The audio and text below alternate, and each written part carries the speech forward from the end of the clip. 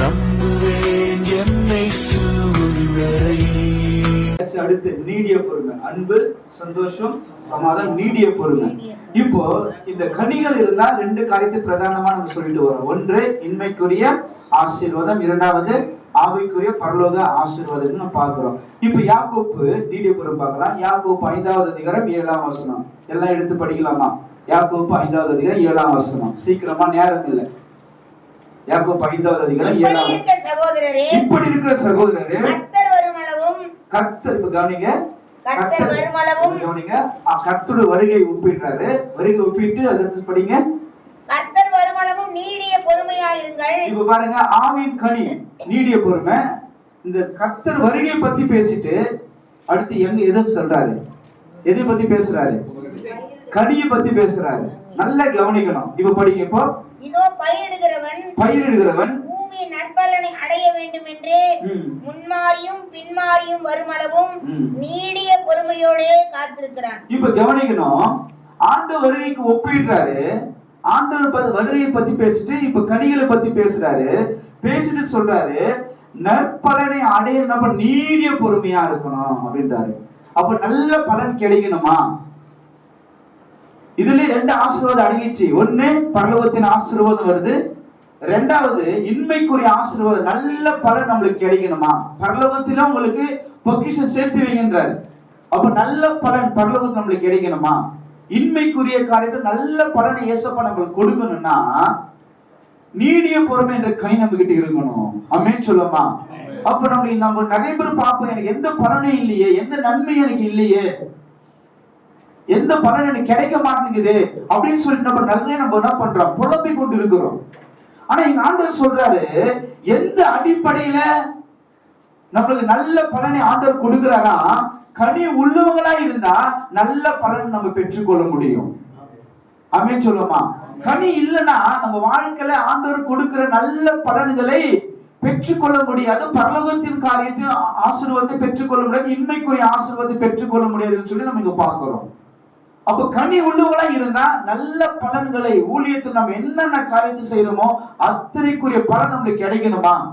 நம்ம விட்ட கண்ணீருக்கு, உபவாசங்களுக்கு, நம்ம எத்தனையோ கிராமங்களை போய் ஊழியம் செய்திருக்கிறோம் ஆத்தும அறுவடைக்காக. இத்தனை காரியத்துல தேவன் நல்ல பலனை கொடுக்கணும் என்றால் ஆவின் கனி இருக்குமானால் நல்ல பலனை நம்ம பெற்றுக்கொள்ள முடியும். இல்ல கனி இல்லாத ஜீவன் இருக்குமானா பலனை பெற்றுக்கொள்ள முடியாது. ஆமென் சொல்லுமா? அதே போல பாருங்க, யாக்கோப்பு 5:8 படிக்க சீக்கிரமா. யாக்கோப்பு 5:8. நீடிய பொறுமையோடு இருந்து உங்கள் இருதயங்களை ஸ்திரப்படுத்துங்கள். பாருங்க, கனி பத்தி சொல்றாரு, நீடிய பொறுமை சொல்றாரு, இதயத்தை ஸ்திரப்படுத்து சொல்றாரு. இப்ப அதுக்கு என்ன சொல்றாரு? கர்த்தரின் வருகை சமீபமா இருக்கிறது. பாருங்க, கனியை பத்தி பேசிட்டு எதை பத்தி பேசுறாரு? கர்த்தரின் வருகை சமீபமா இருக்கிறது. அப்ப கனி உள்ள வாழ்க்கை கர்த்தரின் வருகையில அவர் பிள்ளையா நாம் இருப்பதற்கு கனிதான் இம்பார்ட்டன்டா இருக்கிறது. ஆமென் சொல்லுமா?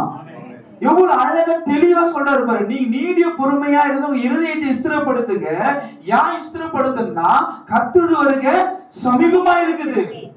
கர்த்தர் வருகையும் கனியும் எவ்வளவு டச் ஆகுது பாருங்க. பரலோகமும் கனி எவ்வளவு டச் ஆகுது பாருங்க. அப்ப கனி உள்ளவங்களா இருந்தா தான் கர்த்தர் வருகையில ஒரு பிள்ளைகளா ஆண்டவர் எடுத்துக்கொள்வார். ரகசியம் ஒரு பிள்ளையா நம்ம எடுத்துக்கொள்வாரு. கனி இல்லாதவங்களா இருந்தா எது நம்மளுக்கு கிடைக்காது? பரலோகம் கிடைக்காது. எவ்வளவு அழகா பேசிட்டு போறாரு பாருங்க. அதுக்கு அடுத்து ஒரு வசனத்தை படிக்கலாம். யாக்கோப்பு 5வது அதிகாரம் 11ஆம் வசனம். பொறுமையா இருக்கிறவர்களை பாக்கியவான்கள். பொறுமை என்ற கனியை பத்தி பேசுறாரு. சொல்லிட்டு பொறுமையா இருக்கிறவங்க பிளஸ்ஸிங் மேன், பொறுமையா இருக்கிறவங்க ஆசீர்வதிக்கப்பட்டவன்றாரு. அப்ப கனி உள்ளவங்க ஆசீர்வதிக்கப்பட்டவங்க சொல்றாரு. ஆமென், அப்படிதானுங்க? பொறுமையா இருக்கிறவங்க பாக்கியவான்கள். யாருங்க பாக்கியவான்கள் ஆண்டவருடைய பார்வையில? யார் கடவுளுடைய பார்வையில ஆசீர்வதிக்கப்பட்டவங்க அப்படின்னா கனி உள்ளவங்க தான் ஆசீர்வதிக்கப்பட்டவங்க அப்படின்னு சொல்லி சொல்றாரு. யோபு பொறுமை குறித்து கேள்விப்பட்டீங்களே. அப்ப பொறுமை உள்ளவங்களா இருந்தா யோபுக்கு எப்படி வச்சா ஆசீர்வாதம் ரெட்ட தனியா வந்துச்சு. அப்ப தேவன் நம்ம கேட்கிறோம், ஆண்டவரே யோபு ரெட்ட தனியா ஆசீர்வதிச்சீங்களே, ஏன் என்ன ஆசீர்வதிக்க மாட்டேன்னு கேட்கிறோம். ஆனா கர்த்தருடைய வார்த்தை நம்மளுக்கு அது பதில் சொல்லுது. பொறுமை உள்ளவங்களாய் கனி உள்ளவங்களாய் நாம் இருப்போமானால் யோபுவே ஃபர்ஸ்ட் முறை ஆசீர்வதிக்கப்பட்டிருக்க சொல்ல பூமியே தாங்க முடியாத அளவுக்கு ஆசீர்வாதம் இருந்துச்சு. ஆனா 2வது முறை அதை விட ஆசீர்வதிச்சாராம். அப்போ நம்மளுக்கு கொடுக்கிற கர்த்தர் நம்மளுக்கு கொடுக்கிற ஆசீர்வாதம் இந்த பூமியை தாங்க கூடாத அளவுக்கு தேவன் வச்சிருக்கிறாரு. அப்படிப்பட்ட ஆசீர்வாதங்களை நாம இரட்டத்தனியாக பெற்றுக்கொள்ளும். பைபிள்ல ஆசீர்வாதத்தை குறித்து பல மடங்கு இருக்குது. இரட்டத்தனியான ஆசீர்வாதம், 5 மடங்கான ஆசீர்வாதம், 10 மடங்கான ஆசீர்வாதம், 100 மடங்கான ஆசீர்வாதம், 1000 மடங்கான ஆசீர்வாதம், கோடாக்கூடிய பெருக கோடாக்கூடிய ஆசீர்வாதம் பைபிள்ல சொல்லப்பட்டிருக்குது. அப்ப கர்த்தர் நம்மளுடைய ஆசீர்வாதத்தின் அளவை எப்படி கூட்டுகிறாருன்னா, கனி உள்ளவங்களா இருந்தா நம்மளுடைய ஆசீர்வாதத்தின் அளவுகளை கூட்டக்கூடியவரா இருக்கிறாரு. அப்ப யோபன் பொறுமை குறித்து கேள்விப்பட்டீங்களே, அது முடிவை நீங்க பார்த்து இருக்கிறீங்க அப்படின்னு சொல்றாங்க. அப்ப எந்த அடிப்படையில தேவன் நம்மள பிளஸிங் பண்றாரு, இந்த இன்மைக்குரிய ஆசீர்வாதத்தை நம்மளுக்கு கொடுக்கிறாரு, பரலோகத்தின் ஆசீர்வாதத்தை கொடுக்கிறாருன்னா, இயேசு கிறிஸ்து தெய்வீக சுபாவமா இருக்கிற அந்த கனி உள்ளவங்களா இருந்தனா இந்த 2 ஆசீர்வாதம் நம்ம சுதந்தரித்துக் கொள்ள முடியும். ஆமென் சொல்லுமா? ஆமென் சொல்லுமா? அதுக்கு அடுத்து ஒரு வசனத்தை நம்ம பார்க்கலாம். யாக்கோபு 1:4 வேகமா போகலாம். யாக்கோபு 1:4 நீங்கள் ஒன்றிலும் குறைவில்லாதவர்களாய் இங்க பாருங்க, நீங்க ஒன்றிலும் குறைவில்லாதவர்களா இருக்கும்படி பூரணரும் நிறைவுள்ளவர்களாயும் இருக்க. பாருங்க, குறைவில்லாம இருக்கணுமா, பூரணரும். அப்ப நிறைவுள்ளவர்களா இருப்பதற்கு பொறுமையானது பூரண கிரியை செய்ய கடவுள். அப்ப பாருங்க, எந்த அடிப்படையில நம்ம குறைவில்லாத வாழ்க்கையை நம்மளுக்கு கொடுக்கிறாரு, நிறைவானவர்களா நம்மளை மாத்துறாரு, பூரண உள்ளவங்களா நம்ம எப்படி மாத்துறாரா, கனி உள்ளவங்களா இருந்தாதான் மாத்துறன்றாங்க. அப்ப பொறுமையானது பூரண கிரியை செய்யணும். அப்ப எந்த அடிப்படையில ஆண்டவர் நம்ம குறைகளை மாத்துறாரு, பூரணனாய் மாத்துகிறாரு, நிறைவுள்ளவங்களாய் மாத்துறாருன்னா கனி இருந்தாதான் தேவன் இது செய்யறாரு. அப்ப இந்த நாள்ல நம்ம இவ்வளவு காலங்கள் நம்ம ஆண்டவருடைய ஆசீர்வாதத்தை பெற்றுக்கொள்ளாமல் போகிறதுக்கு காரணம் என்ன? குறையெல்லாம் எவ்வளவு குறையோடு இருக்கிறோம், பூரணன் ஆகாம இருக்கிறோம், நிறையில்லாம இருக்கிறோம், கஷ்டப்பட்டு கொண்டு இருக்கிறோம். ஆனா கர்த்தர் சொல்றாரு, குறைய மாத்துறன்றாரு, பூரணமாய் ஆக்குறன்னு சொல்றாரு, நிறைவுள்ளவனாய் மாத்துறன்றாரு. இதெல்லாம் நடக்கணும்னா பொறுமையானது பூரண கிரியை செய்யணும். அப்ப என்ன அர்த்தம்னா, நம்மளுக்குள்ள கனி இருக்கிறது செயல்படணும்ன்ற ஆண்டவர். அப்ப கனி உள்ள வாழ்க்கை நம்ம வாழும் பொழுதுதான் இன்மைக்குரிய ஆசீர்வாதத்தை நிறைவே பெற்றுக்கொள்ள முடியும், ஆவிக்குரிய ஆசீர்வாதங்களை பெற்றுக்கொள்ள முடியும். கனி இல்லாமல் போனதுனால தாங்க நம்ம எவ்வளவு ஜெபிச்சோம், ஆனா அதோடு சேர்ந்து கனி உள்ள ஜீவி இருந்துச்சுன்னா இன்னைக்கு நம்ம ஊழியர்கள் எல்லாம் ஒவ்வொருத்தரும் 2-3 சபைகள் இருந்திருக்கும், ஒவ்வொரு சபையில 100 ஆத்துமாக்கள் இருந்திருப்பாங்க. ஆமென் சொல்லுமா? 1 ரூபாய் கடன்ல இருந்திருக்க மாட்டோம். அப்ப அந்த அளவுக்கு நம்ம ஊழியத்துக்கு அர்ப்பணிச்சு கர்த்தர் நம்மள தரிசனமாக எல்லாம் பேசி எல்லாம் பண்ணி இருந்தாலும், ஆனா நம்ம ஒன்றை மறந்துட்டு இயேசு கிறிஸ்து தெய்வீக சுபாவமா இருக்கிற அந்த கனிகளை உள்ள வாழ்க்கை வாழாம போயிட்டோம். இதை விட்டுட்டு மிச்சம் எல்லாமே பண்ணதுனால தான் இன்னைக்கு நம்ம ஃபெயிலியர் ஆகி ஊழியமே சரியா செய்யாம சோர்ந்து போய் எவ்வளவு பேர் என்ன பண்ண பின்வாங்கி போய் வேலைக்காக செய்துக்கிறாங்க. ஆண்டவர் சொல்ற, அப்ப கனி இருந்துச்சுன்னா இன்மைக்குரிய ஆசீர்வாதம் மறுமைக்குரிய ஆசீர்வாதமா ஆண்டவர் கொடுக்கிறது நம்ம பார்க்க முடியுது. அதுக்கு ஒரு வசனத்தை நம்ம பார்த்துருவோம். ரோமர் 12:12 ரோமர் 12:12 நம்பிக்கையிலே சந்தோஷமாயிருங்கள், உபத்திரவத்திலே பொறுமையாயிருங்கள், ஜெபத்திலே உறுதியாய் தரித்திருங்கள். அதே போல சங்கீதம் 40:1 எப்படி நம்ம படிச்சோம்? கர்த்தருக்காக பொறுமையோடு காத்திருந்தேன், என்னிடமாய் சாய்ந்து அப்போ ஸ்தோத்திரம். எப்போ எந்த அடிப்படையில தேவன் நம்மளோட கூப்பிடுதலை கேட்கிறாரு, நம்ம பக்கமா சாய்கிறாருன்னா கனி உள்ளவங்களா இருந்தாதான் நம்ம ஜெபங்களுக்கு பதில் கிடைக்கும் என்று நம்ம பார்க்கிறோம். அப்படின்னு சொல்லுமா? அப்ப நீடிய பொறுமை குறித்து வேகமா பார்த்து முடிச்சிருக்கிறோம். இப்ப தயவு, இப்ப நான் கனிகளை பார்க்க போறோம். தயவு, தயவு என்றால் இரக்கம், இரக்கம் காண்பித்தல், பெருந்தன்மையாய் நடந்து கொள்ளுதல். தயவு என்றால் பல அர்த்தங்கள் அதுக்கு உண்டு, ஆனால் இரக்கம் காண்பித்தல், பெருந்தன்மையாய் நடந்து கொள்ளுதல், தயவு குறித்து பார்க்க போகிறோம். நல்ல கவனிக்கணும். ரோமர் 2வது அதிகாரம் 4ஆம் வசனம். சீக்கிரமா ரோமர் 2வது அதிகாரம் 4ஆம் வசனம். அல்லது தேவ தயவு நீ குணப்படும்படி உன்னை ஏவுகிறது என்று அறியாமல் அவருடைய தயவு பொறுமை நீடிய சாந்தம் இவைகளின் ஐஸ்வர்யத்தை அசட்டை பண்ணுகிறாயோ. இந்த தயவு என்ற கனி இருந்துச்சுன்னா என்ன நம்மளுக்கு கொடுக்கிறாரா? அந்த வசனம் மறுபடியும் படிங்க. தேவ தயவு நம்மளை நெருங்கி உன்னை ஏவுகிறது என்று அறியாமல் அவருடைய தயவு, ம். பொறுமை, ம். நீடிய சாந்தம் ம். இவைகளின் ஐஸ்வர்யத்தை அசட்டை பண்ணுகிறாய். அப்ப தேவ தயவு நம்ம கிட்ட இருந்துச்சுன்னா, இந்த கனி இருந்துச்சுன்னா, நம்ம இந்த கனி இருக்கிறவங்களை ஆண்டவர் நெருக்கி ஏவுவார். ஆமென் சொல்லுமா? ஆமென். ஆவியானவர்கள் வழி நடத்தப்படுகிறது சொல்லுவாங்க பாத்தீங்களா? கனி இருக்கக்கூடியவங்களை தான் ஆவியானவருடைய வழி நடத்துதல புரிஞ்சு கொள்ள முடியும். ஆனா ஒரு உள்ளத்தில் ஏவுவார். இந்த இடத்துக்கு போ, இந்த கிராமத்திற்கு போ, இந்த பட்டணத்துக்கு போ, இந்த மனுஷங்கிட்ட பேசி, இப்ப போன் பண்ணி நேரா வீட்டுக்கு போன்னு சொல்லி ஆவியானவர் யாரு ஏவுவார்னா, கனி உள்ளவங்களை தான் அவங்களோடு இடைப்பட்டு அவங்களை சரியான பாதையில் நடத்தக்கூடியவரா இருக்கிறாரு. ஆமென் சொல்லுமா? நீங்க அது மட்டும் இல்லாம இன்னொரு வார்த்தை நம்ம படிக்கலாம். சங்கீதம் 30:5 சங்கீதம் 30:5 அவருடைய கோபம் ஒரு நிமிஷம், அவருடைய தயவோ நீடிய வாழ்வு. இப்ப இந்த கனி இருந்துச்சுன்னா என்ன ஒரு ஆசீர்வாதம்? ஃபர்ஸ்ட் பார்த்தோம், நம்மள நெருக்கி ஏவும். கனி உள்ள வாழ்க்கை நம்ம வாழ்ந்துட்டோம்னா கிறிஸ்துவானவர் நம்மளை நெருக்கி ஏவுகிறதை ஒவ்வொரு நாள் பார்க்க முடியும். ரெண்டாவது கனி இருந்துச்சுன்னா இங்க சொல்றாரு, சங்கீதம் 30:5 படிச்சோம், அவர் தெய்வம் நீடிய வாழ்வு. அப்ப கனி இருந்துச்சுன்னா நீடிய வாழ்வு, அதாவது பரலோக அழிவில்லாத அந்த பரலோக வாழ்வு நம்மளுக்கு இருக்கிறது என்று நம்ம பார்க்க முடியும். ஆமென் சொல்லுமா? அதே போல இந்த கனி இருந்தா என்ன கிடைக்குது அப்படின்னா, சங்கீதம் 119:41 சங்கீதம் 119:41 அவர் தயவு நம்மளை ரட்சிக்கிறது சொல்லப்படுது. படிங்க. கர்த்தாவே, உம்முடைய வாக்கின்படி உமது தயவும் உமது ரட்சிப்பும் எனக்கு வருவதாக. இப்ப பாருங்க, முதல்ல இந்த தயவு, இந்த கனி நம்ம கிட்ட இருக்கு சொல்ல நம்ம ஆண்டவர் என்ன பண்றாரு? கனி இருந்தா நம்மளை நெருக்கி ஏவுகிறார் என்று பார்க்கிறோம். அதுக்கடுத்து நீடிய வாழ்வை கொடுக்கிறது என்று நம்ம பார்க்கிறோம். இப்ப மூன்றாவது கனி இருந்துச்சுன்னா அது நம்மளை ரட்சிக்கிறதா இருக்கிறதுன்றாரு. ஆமென் சொல்லுவோமா? அப்ப கனி உள்ளவங்க நம்ம இருக்கணும், தயவு உள்ளவங்களா இருக்கிறோம். அப்ப இந்த கனி நம்ம வாழ்க்கையில் இருக்குமானால் இந்த கனியானது நம்மளை ரட்சிக்க கூடியதா இருக்கிறது என்று நாம் பார்க்கிறோம். ஆமென் சொல்லுமா? எபேசியர் 1:6 எபேசியர் 1:6 படிங்க. இங்க என்ன பண்ணுது? இந்த கனி என்ன ஆசீர்வாதத்தை கொண்டு வருதுன்னு பார்க்கலாம் சீக்கிரமா.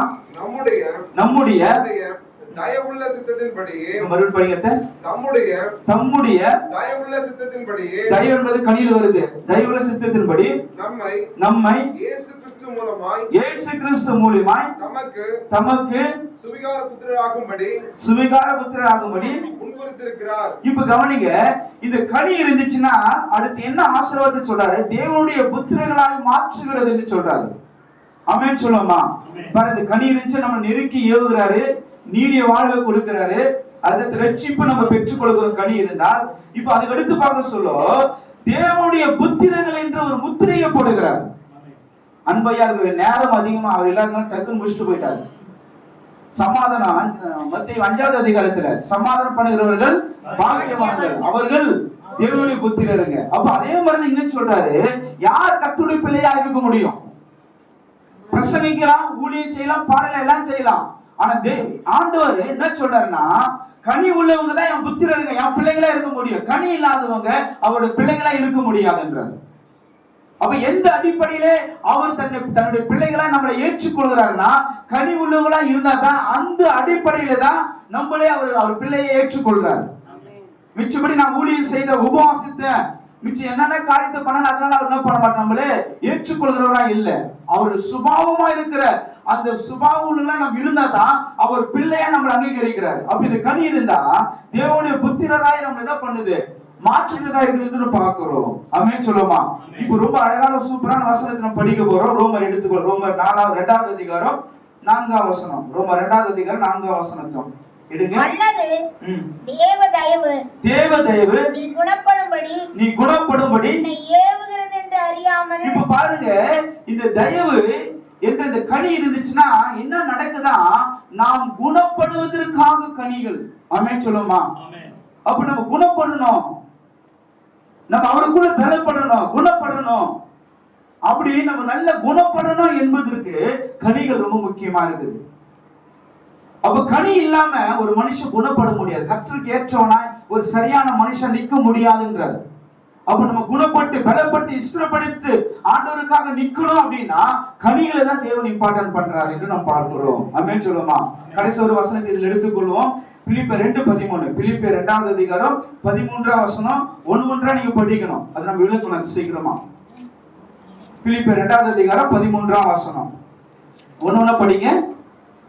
ஏனெனில் தேவனே தம்முடைய தயவுள்ள சித்தத்தின்படி, பாருங்க, தயவு என்பது கனியில வந்துச்சு. தயவு சொல்லிட்டு அதுக்கு சித்தம் சொல்றாரு. அதுக்கு அடுத்து கண்டினியூ பண்ணுங்க. விருப்பத்தையும் செய்கையையும் இருங்க. சித்தம், விருப்பம் ரெண்டாவது, அதுக்கு செய்கையையும் மூணாவது செய்கையும் உங்களில் உண்டாக்குகிறவராய் இருக்கிறார். இப்போ நம்மள உண்டாக்குறவராய் இருக்கிறாரு. அப்ப நல்ல கவனிங்க, ஆண்டவருடைய விருப்பம், சித்தம், செய்கை இதெல்லாம் எப்போ நடக்க தெரியுமா? கனியில தான் நடக்குது. ஆண்ட சித்தத்தை செய்துரும், ஆண்டோட சித்தத்தை செய்துரும் சொல்றோமே, கனி இல்லாம ஆண்டோட சித்தத்தை செய்துட்டு போறோம். எதுவுமே செய்ய முடியாது. எவ்வளவு அழகா தெளிவா எழுதிருப்பாரு. அவர் தயவுள்ள சித்தத்தின்படி செய்கையும் விருப்பத்தையும் நம்மளுக்குள்ள நிறைவேற்றுகிறவராக இருக்கிறாரா? அப்ப நம்மளுக்குள்ள தேவன் அந்த பரலோகத்தினுடைய காரியத்தை நிறைவேற்றணும். பரலோகம் நம்மளுக்குள்ள பரலோக ராஜ்யம் கட்டப்படணும் அப்படின்னா கனி இருந்தாதான் அவர் என்ன பண்ணாருன்னா நம்மளை செயல்படுத்தக்கூடியவராக இருக்கிறாரு. ஆமென் சொல்லுமா. அப்ப விருப்பம், சித்தம், அப்புறம் செய்கைகள், இத்தனை காரியங்களை தேவன் நம்மளுக்குள்ள செய்யணுமா? அவர் விருப்பத்தை நம்ம நிறைவேற்றணுமா? அவர் சித்தத்தை செய்து முடிக்கணுமா? இத்தனை காரியத்தை செய்து முடிக்கணும்னா எதை மையப்படுத்துறாருன்னா கனியை தான் மையப்படுத்துறாரு. அதனால தேவ சமூகத்துல நம்ம போய் ஆண்டவர் சமூகத்துல ஆண்டவர் எல்லாம் பண்ணேன், ஆனா உண்மை போல அந்த சுபாவம், உண்மை போல அந்த தெய்வீக சுபாவம் இல்லாததான் நான் இருந்துட்டு ஆண்டவரே, இன்றிலிருந்து எனக்கு அதே நேரம் தாமல் சொல்லி நம்ம ஜெபிப்போமானால் நிச்சயமா சொல்றேன், நம்ம ஊழி இதுவரை பார்த்ததை காட்டிலும் இனிமேல் செய்கிற ஊழி 100% ரிசல்ட்டை பார்ப்பீங்க. வர்றங்கள் செயல்படுறதை பார்ப்பீங்க. பிசாசுகள் உங்களை நம்மளை பார்த்தோன்னு ஓடுறதை பார்க்க முடியும். வியாதிஸ்ல ஜெபிச்ச வியாதிஸ்ல குணமாயிடுவான். ஆமென் சொல்லுமா. தெய்வங்கிற கனியை நம்ம பார்த்திருக்கிறோம். வேகமா நேரம் இல்லை. அதுக்கு நற்குணம். நற்குணம் என்பது எதுக்கு? நற்குணம் என்பது மற்றவங்களுக்கு நன்மை செய்வது. இதுக்கு பல அர்த்தங்கள் நம்ம சொல்லலாம். ஆனா நற்குணம் என்றால் மற்றவர்களுக்கு நன்மை செய்வது. இது ஒன்று எடுத்துக்கொள்ளலாம். நீங்க ரோமர் 15வது அதிகாரம் 4ஆம் வசனம். ரோமர் 15வது அதிகாரம் 4ஆம் வசனம். நற்குணத்தினால் நிறைந்திருக்க வேண்டும் சொல்லப்படுது. படிக்க வேண்டாம், நேரம் இல்லை. நற்குணத்தினால நிறைந்திருக்கணும். அப்ப நற்குணம் என்பது கனியில வருது. இப்ப என்ன சொல்றாருன்னா நீ நிறைஞ்சிரு. அதுல கனிவுள்ள வாழ்க்கை நீ வாழ்றதுல நிறைஞ்சிருன்ற ஆண்டவர். நிறைஞ்சிருக்கணுமா? நிறைவா இருக்கணுமா? இயேசு சொல்ல யோவான்ல சொல்லுவார், உங்களுக்குள்ள அதை நிறைஞ்சிருக்கணும், நிறைவா இருக்கணும்னு சொல்றாரு. அப்ப கனிவுள்ள வாழ்க்கையில நம்ம நிறைஞ்சிருக்கணும். இன்னைக்கு எத்தனையோ காரியத்துல நிறைஞ்சிருக்குன்னு ஆசைப்படுறோம். பொருளால பல விதமான ஆசைகள், ஆசையான காரியங்கள் இதெல்லாம் நிறைவு இருக்கணும், இந்த காரியத்துல அந்த ஆசீர்வாதத்தை பார்க்கணும் அப்படின்னு சொல்லி எத்தனையோ நிறைவுகள் நம்ம பார்த்து கொண்டு இருக்கிறோம். அதை தேடி ஓடி கொண்டு இருக்கிறோம். ஆனா ஆண்டவர் சொல்றாரு நம்ம எதுல நிறைந்து இருக்கணும்னா கனி உள்ள வாழ்க்கை வாழ்கிறது நிறைந்து இருக்கணும்னு சொல்றாரு. அப்படி நிறைந்து இருந்தாதான் ஆசீர்வாதத்துக்குள் நம்ம கடந்து போக முடியும். ரூத் எல்லாருக்குமே தெரியும். ரூத் 3வது அதிகாரம் எடுத்துக்கொள்ளுங்க. 10ஆம் வசனம் 11ஆம் வசனத்தை வாசித்து நம்ம அடுத்த காரியத்துக்கு நேரம் போவோம். ரூத் 3வது அதிகாரம். அதற்கு அவன் மகளே நீ கர்த்தரால் ஆசீர்வதிக்கப்படுவாயாக. இந்த ஒரு வார்த்தை போவாஸ் ரூத்தை பார்த்து சொல்வதற்கு காரணம் என்ன? இது மாதிரி வார்த்தையிலே நம்மளுக்கு கிடைச்ச பெரிய பாக்கியம் தான்.